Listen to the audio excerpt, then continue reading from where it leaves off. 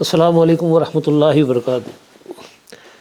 سورہ کوثر 3 آیتوں کی 30ویں پارے میں چھوٹی صورتوں میں آتی ہے۔ انا اعطیناک الکوثر۔ اب یہاں جو لفظ ہے کوثر، اس کوثر کا میں روٹ نکال رہا ہوں، اور روٹ کے بارے میں تھوڑا سا ہم پہلے پڑھ لیں گے اور پھر اس پہ غور کریں گے کہ یہ یہاں اس سے مراد کیا ہے۔ اس کا روٹ ہے کاف سے اور رے، کسر یعنی کہ۔ اب یہ اسلام 360 سافٹ ویئر ہے میرے پاس، جس کے ذریعے میں یہ پڑھ رہا ہوں، آپ خود بھی کھول کے دیکھ سکتے ہیں۔ یہ ترجمے میں لکھا ہے انا اعطیناک۔ اچھا، یہ اعطیناک اللہ تعالیٰ کہہ رہا ہے کہ ہم نے آپ کو عطا کی۔ اب اس کے آگے لفظ ہے کا مخاطب کے لیے الکوثر ہے، وہ تو کل کوثر پڑھتے ہیں اس کو ملا کے، تو وہاں پر الکوثر یعنی ال اور بغیر ال کا آپ کو ایک آسان فارمولہ بتاتا ہوں، یعنی پراپر ناؤن اور کامن ناؤن یہ فرق ہو جاتا ہے۔ نہیں یعنی کہ کوثر اور الکوثر، یعنی اگر ایک چیز ہے کامن بولی جائے گی تو کوثر ہو جائے گا، اور الکوثر پراپر اس میں آ جاتا ہے۔ اب یہ کوثر جو ہے، کوثر یہاں پر جو ہے، یہ اس کے اوپر تھوڑا سا نظریات کا فرق ہے پچھلے جو مفسرین تھے ان کا۔ پہلے میں وہ سامنے رکھ دیتا ہوں اور اس کے بعد پھر ہم ترجمہ کریں گے اس کا، اور اس کو ہم غور کریں گے کہ یہ اس کی وضاحت ہمیں قرآن سے ہی دیکھیں گے ہم۔ تو یہاں لکھا ہوا ہے کہ محمد ہم نے آپ کو کوثر عطا کی۔ اچھا، اس میں بعض نے کہا کہ کوثر جنت کی ایک نہر کا نام ہے، اور بعض نے خیر کثیر مراد لی ہے، جو کہ اللہ تعالیٰ نے حضرت صلی اللہ علیہ وسلم کو عطا کی۔ اچھا، سخی آدمی کو بھی کوثر کہا جاتا ہے، یہ لکھا ہوا ہے۔ اب اس کے اندر میں جاتا ہوں، اور جاننے کے بعد کچھ ترجمے ہم اس کے دیکھ لیتے ہیں۔ جوناگڑھی صاحب لکھتے ہیں یقیناً ہم نے تجھے بریکٹ میں لکھا ہوا حوض، پھر لکھا ہے کوثر، اور بہت کچھ دیا، پھر بہت کچھ لکھا ہوا بریکٹ میں دیا ہے۔ تقی عثمانی صاحب لکھتے ہیں اے پیغمبر یقیناً جانو ہم نے تمہیں کوثر عطا کر دی، یعنی انہوں نے کوئی حوض کا ذکر نہیں کیا، انہوں نے کوثر کا ترجمہ کوثر ہی کر دیا۔ اس کے بعد کنز الایمان میں آ جائیں، اے محبوب بے شک ہم نے تمہیں بے شمار خوبیاں عطا کی۔ اب انہوں نے بے شمار کثرت میں آ جاتا ہے، بے شمار انہوں نے خوبیاں کہا اس کو۔ اچھا، حسن رضوی صاحب کہتے ہیں ہم نے آپ کو کوثر یعنی کثرت نسل، خیر کثیر اور حوض کوثر، انہوں نے تینوں بریکٹ میں ڈال دیے، عطا کی۔ بے شک ہم نے تم کو کوثر بخشا، یہ امین اصلاحی صاحب کہہ رہے ہیں۔ اس کے بعد طاہر القادری صاحب کہتے ہیں بے شک ہم نے آپ کو ہر خیر و فضیلت میں، یہ بریکٹ میں ہے، بے انتہا کثرت بخشی۔ انہوں نے کثرت کا استعمال کیا ہے، ویسے سب نے کثرت ہی لیا ہے۔ اب یہ بریکٹ کو اگر ہم ہٹا دیں گے پھر اس کے بعد بات کریں گے۔ یقیناً ہم نے آپ کو کوثر عطا کی۔ مولانا مودودی لکھتے ہیں اے نبی محمد صلی اللہ علیہ وسلم ہم نے تمہیں کوثر عطا کر دیا۔ اچھا، اور متفقہ کا ایک ہے اے نبی محمد صلی اللہ علیہ وسلم بے شک ہم نے آپ کو کوثر عطا کر دی۔ اب یہ اتفاق جو ہے وہ کوثر کے اوپر ہے، حوض جو ہے وہ بریکٹ میں ہے، اور وہ حوض اصل میں تفسیروں میں آپ نے اکثر سنا ہوگا کہ وہ حوض کوثر لیا جاتا ہے۔ تو بہرحال اگر ہم فی الحال بریکٹ کو ہم ہٹا دیتے ہیں اور ہم صرف وہی لیتے ہیں جو اس کے معنی ہیں، یعنی کثرت۔ کثرت پہ تو بہت ساری آیتیں مل جائیں گی آپ کو، لیکن یہاں لفظ کیونکہ کوثر قرآن میں ایک جگہ کوثر ایک ہی دفعہ آیا ہے، کثیر کے نام سے آیا ہے، اکثرہم کے نام سے آیا ہے، کئی مختلف اس سے آیا ہے، لیکن روٹ سب ایک ہے۔ تو ہم اس بات پہ ہمارا مقصد فوکس کرنا اس بات پہ ہے کہ آیا اس سے فرق کیا پڑے گا کہ اگر ہم حوض نہ کہیں تو بہت بڑا فرق پڑے گا۔ یہ مکی صورت ہے۔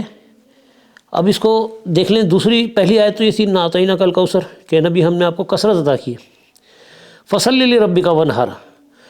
پس پھر کیا حکم ہو رہا ہے کہ پڑھو نماز، اور نماز پڑھو اور قربانی کرو۔ انا شانیک هو الابتر۔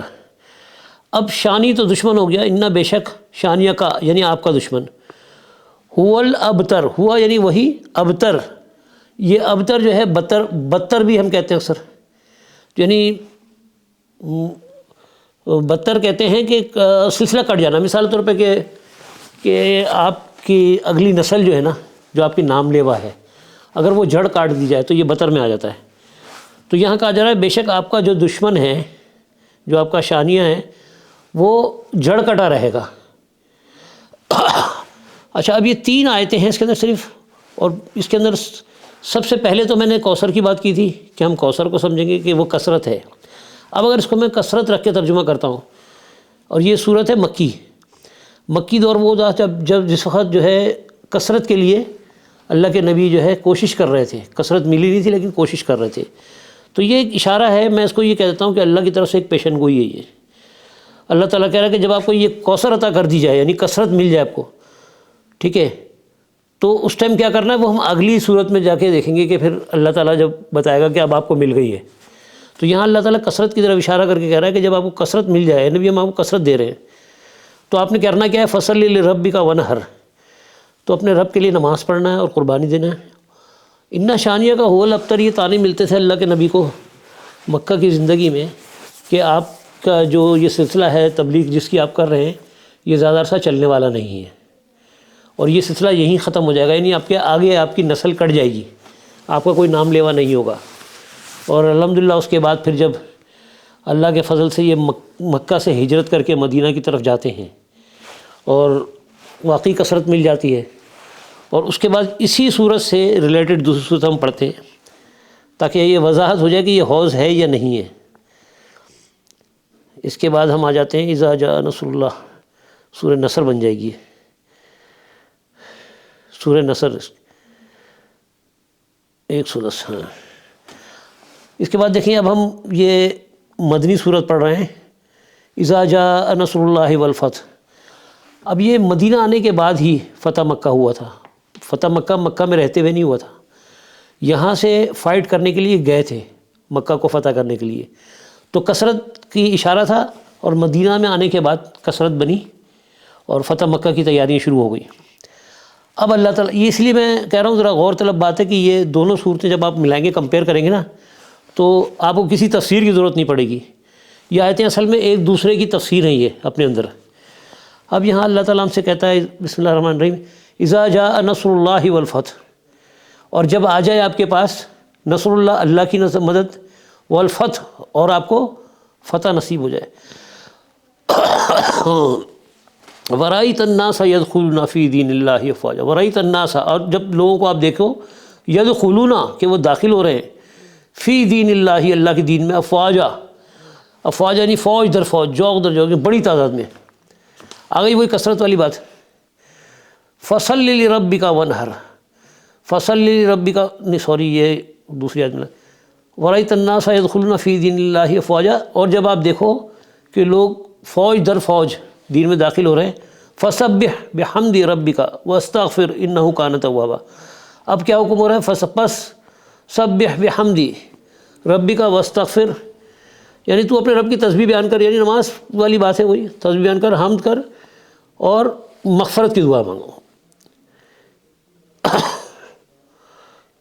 انہ کان توابا، اور وہ توبہ کا قبول کرنے والا ہے۔ اب یہ اس لیے کہا جا رہا ہے کہ بہت سارے لوگ جو تھے، قرآن میں بہت واضح ہو رہا ہے کہ بہت سارے لوگ جو تھے جو دین میں داخل ہوئے، وہ دین کی طرف نہیں تھے، جو بھی ان کے اللہ تعالیٰ، اب یہاں حکم ہو رہا ہے کہ تم اللہ کی تسبیح بیان کرو اور استغفار کرو۔ ظاہر ہے وہ جو بھی ان کے بدعمالیاں تھیں وہ اللہ ان سے معاف کر دے، درگزر کر دے، اور ان کو جنت میں جانے والا بنا دے، کیونکہ اب اسلام میں داخل ہو چکے تھے۔ تو یہاں پر بھی جو یہ 3 باتیں یہاں بھی کہی جا رہی ہیں، تو پہلے وہاں کثرت کی بات کی تھی انا اعطیناک کے اندر، اور یہاں پر بھی فتح کی بات ہو رہی ہے، اور فتح کے بعد پھر کثرت کی بات ہو رہی ہے۔ تو یہ کثرت فتح کے ذریعہ ہی ہے، یہ ترتیب پتہ چل رہی ہے، اسی کی تفسیر ہے یہ، کہ یعنی جب اللہ کی مدد آ گئی، یعنی وہاں اللہ نے پیشن گوئی کی تھی، وہ پریڈکشن یہاں پوری ہو گئی مدینے میں آنے کے بعد۔ اب یہ جا رہے ہیں وہاں پر فتح مکہ کے لیے، اور وہ پریڈکشن پوری ہو گئی، اور وہاں وہی بات آ رہی ہے پھر کہ جب فتح، کیا کہا تھا اللہ نے کہ جب فتح ملے تو اللہ کی حمد بیان کرنا ہے، نماز پڑھنی ہے، قربانیاں دینی ہے، جو بھی ہے۔ تو اب یہاں پر وہ قربانی ویسے بھی جو ہے نا حج کا ہی وہ ہے، اگر دیکھا جائے تو حج کا ہی رکن ہے قربانی جو ہے وہ سنت کے طور پہ تو ہم استعمال اس کو یہاں پر کرتے ہیں قربانیوں، لیکن اگر اس کی حقیقت دیکھی جائے تو جو ہم حج کرنے جاتے ہیں تو جو ہمارے ارکان ہوتے ہیں اس کا ایک اہم رکن ہے، اور بغیر قربانی کے حج نہیں ہوتا۔ تو ظاہر ہے جب فتح مکہ ہوا تو حج کر رہے ہیں، تو اب اللہ کہہ رہا ہے کہ ورأیت الناس یدخلون فی دین اللہ، تم دیکھو کہ فوج در فوج آ جائے، آ گئی وہی کثرت والی بات۔ اس کے بعد پھر جو کہا تھا فصلی لربک وانحر، یہاں بھی اللہ تعالیٰ تسبیح بیان کرنے کے لیے کہہ رہا ہے اور استغفار کے لیے بھی کہہ رہا ہے یہاں کہ یعنی اب اپنے گناہوں کی بخشش مانگو اور اللہ کے دین میں آنے کے بعد اس کے اوپر قائم رہو۔ تو بہرحال یہ چھوٹا سا ایک میرا مقصد تھا بیان کرنے کا کہ یہ بہت ساری چیزیں اکثریت کی بنیاد پہ نہیں ہوتی، کیونکہ اگر ہم یہ کہتے ہیں نا اکثریت کا رجحان یہ ہے، تو اکثرهم لا یعقلون، اکثریت تو کم عقلوں کی بھی ہو سکتی ہے۔ اور یہ کہنا کہ جی اس کی تفسیر جو ہے نا جب تک کوئی دوسری کتاب نہ لگ جائے اس کے ساتھ، جب تک بات سمجھ میں نہیں آئے گی، ایسا غلط ہے بالکل۔ اگر ایسا ہے تو یہاں تو کسی حوض کا ذکر ہی نہیں ہے، یہاں تو اللہ تعالیٰ کثرت کی بات ہو رہی ہے، اس کے معنی، اور اگر بریکٹ کسی نے لیا بھی ہے تو بریکٹ میں لیا، یعنی اس کا اپنا ذاتی قیاس ہے۔ وہ بریکٹ کا مطلب ہوتا ہے کہ ان کا ذاتی نظریہ، لفظ کے معنی حوض نہیں ہے۔ تو یہاں صرف بتانے کا مقصد یہ تھا کہ ہم حقائق کو قرآن سے دیکھیں، اور یہ جو ہم کہتے ہیں نا کہ بغیر تفسیر کے قرآن سمجھ میں نہیں آتا، اصل چیز یہ ہے بتانا مقصد یہاں کہ بہت ساری آیتیں ایسی ہیں جو اگر ایک بات ہمیں سمجھ میں نہیں آتی، لیکن ہم جب آگے بڑھتے ہیں اس کو قرآن کا مطالعہ کر رہے ہوتے ہیں، تو کسی نہ کسی صورت میں آنے کے بعد ہم کو وہ اس کا جواب مل جاتا ہے، ان آیتوں کا جواب مل جاتا ہے جو اس ٹائم سمجھ میں نہیں آ رہی تھی۔ تو متواتر اگر آپ پڑھتے رہیں گے تو بہت ساری چیزیں ایسی آپ کی آئیں گی، بہت ساری جگہ آپ کا ذہن کھلے گا۔ تو اس پہ لگے رہیے، کوشش کیجئے، اور خود بھی مطالعہ کریں، کوشش کریں کہ روٹ ورڈ کو بھی سمجھنے کی کوشش کریں۔ کوئی لفظ اگر سمجھ میں نہیں آتا تو اس کی روٹ میں چلے جائیں، اور جانے کے بعد قرآن میں اور جگہ وہ لفظ استعمال ہوا ہے اس سے موازنہ کریں تاکہ پتہ چلے۔ بلکہ ایک آدھ پروگرام میں بھی ہم کریں گے بھی اس کا تجربہ آپ کے سامنے، تاکہ آپ کو بھی پتہ چلے کہ ہم روٹ سے کس طرح پکڑ سکتے ہیں۔ بہرحال اپنا خیال رکھیں۔ السلام علیکم۔